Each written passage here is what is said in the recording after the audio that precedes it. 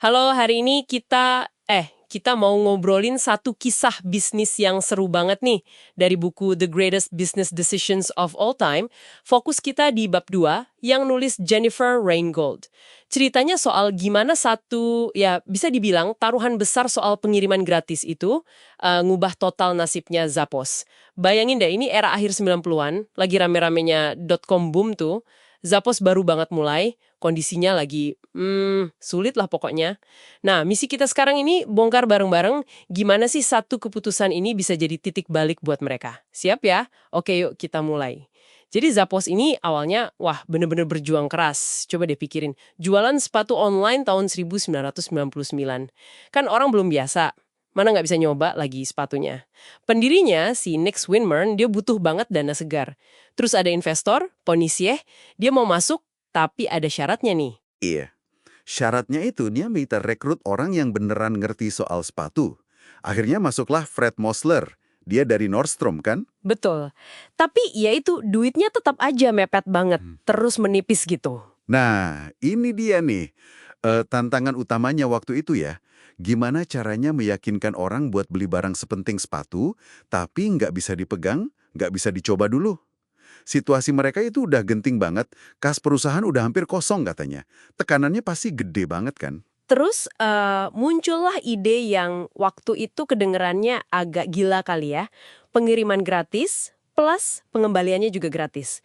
Sumber kita bilang ini tuh bukan hasil kayak riset pasar yang gimana gitu. Lebih ke langkah putus asa aja, soalnya pilihan lain udah nggak ada. Bener. Murni keputusan berdasarkan insting aja gitu. Antara Swinmurn sama Mosler. Nekat banget kan? Betul sekali. Dan justru di sini letak terobosan yang menarik. Awalnya mungkin ya cuma taktis aja ya buat bertahan hidup gitu. Tapi keputusan ini tanpa sengaja malah ngebuka jati diri Zappos yang sebenarnya. Mereka jadi sadar gitu loh. Kekuatan utama mereka itu ternyata bukan di harga murah atau koleksi paling banyak, tapi di layanan pelanggan yang wah gila-gilaan bagusnya. Dan hasilnya langsung kelihatan cepet tuh. Pelanggan jadi nambah, terus yang lebih penting lagi, angka konversi jadi orang yang tadinya cuma lihat-lihat doang jadi beneran beli tuh naik drastis.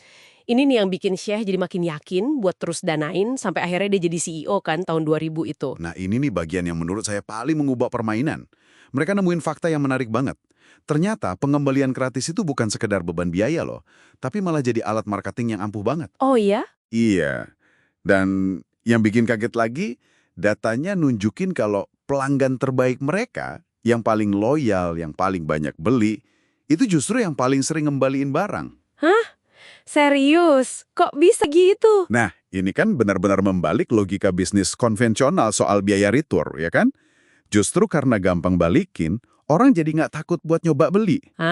Iya ya, masuk akal juga sih. Pemahaman kunci ini terus jadi pendorong langkah strategis berikutnya ya, pasti. Semuanya demi si pelanggan ini.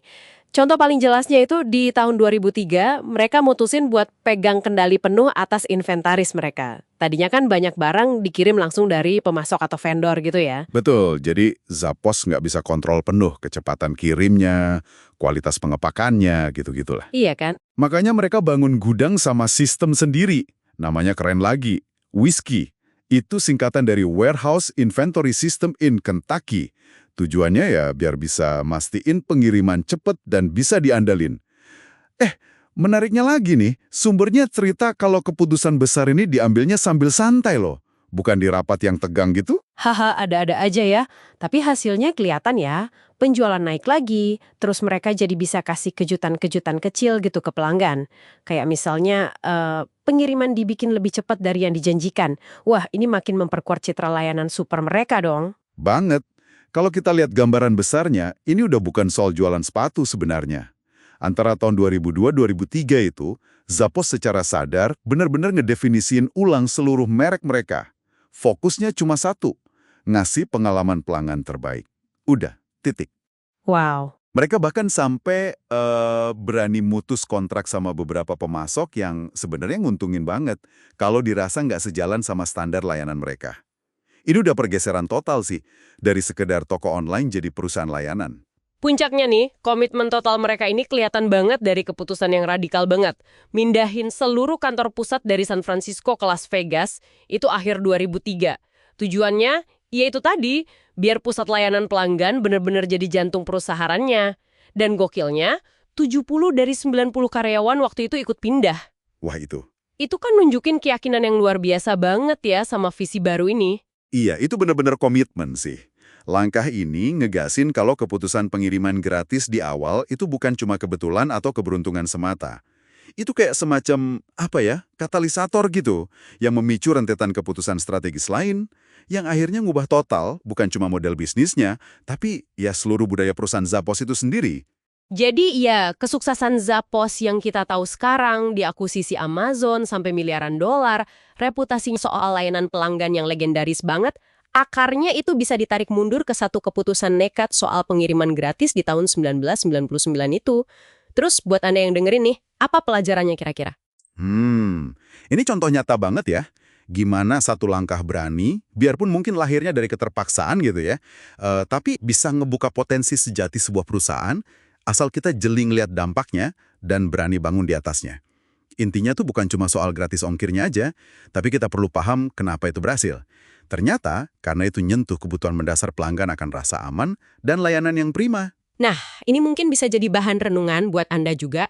Seberapa sering sih justru keterbatasan atau tekanan atau momen, wah udah mentok nih, dalam pekerjaan atau proyek Anda, malah maksa kita nemuin fokus yang paling penting. Dan malah memicu ide-ide brilian yang nggak kepikiran sebelumnya. Sesuatu buat dipikirin ya. Sampai jumpa di pembahasan kita berikutnya.